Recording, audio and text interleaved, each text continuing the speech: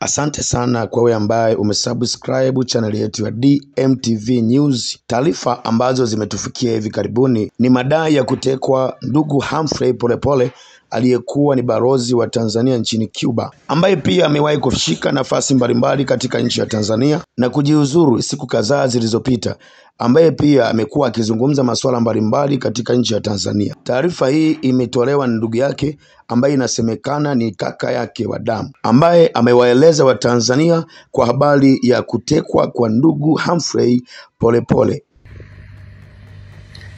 Kwa majina naitwa Agustino Polepole. Mimi ni kaka ya Humphrey Polepole. Humphrey Polepole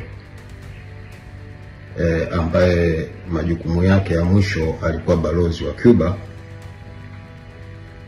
ametekwa usiku huu wa kuamkia leo na ndugu mmoja. Ninaendelea kufuatilia, mitandao yangu ya kijamii iko wazi,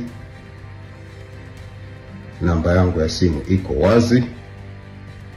Kwa kifupi niseme Humphrey Polepole ana chip mwilini.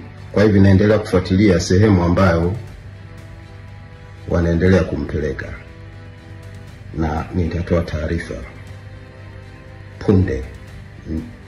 Maana yake wanamhamisha kutoka sehemu moja kwenda nyingine.